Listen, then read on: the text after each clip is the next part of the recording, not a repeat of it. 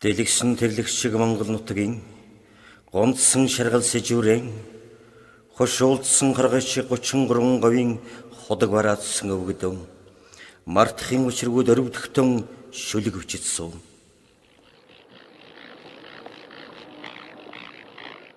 Ижиген дагаад аргалж явдаг байсан ижилгүй ганцхан тоомт минь говь. Ишиг хөөцөлдөж хөлдөрхтөн инээж тулсан ширдэг минь тал. Халтар чигэнд зон таних хагсаа нэмгэн мордтэй нутаг хагасхан өдөр бороо шивэрхэд хашгирч ургадаг таамтай нутаг.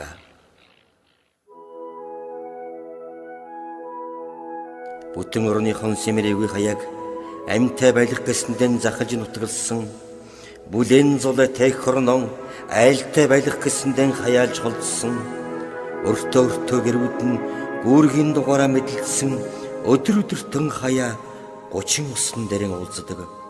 Авоотын заставаснаа хонин бэлчиж налайсан орон улсын минь тоонтой сахиул говийн ганц айлаа.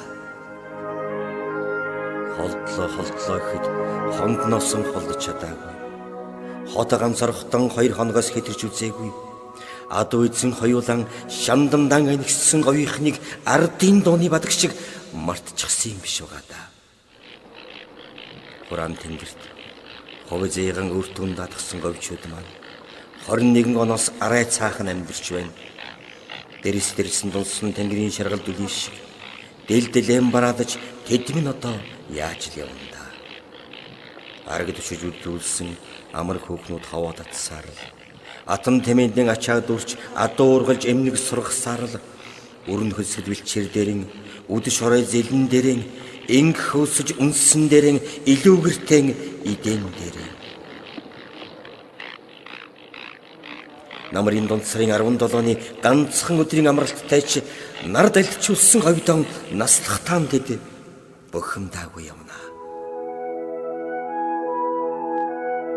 Ангасан хүнд лусын хааных говийн ганц айл алсаас харахад үлгэрийн цэгэн сууд говийн ганц айл хургуйсан залбиралд нь бураас суулж гайхуулдаггүй маа гэхэд ховь тэнцүүхэн төрийн хишгээс бүтэн атгаад өгч юмсан.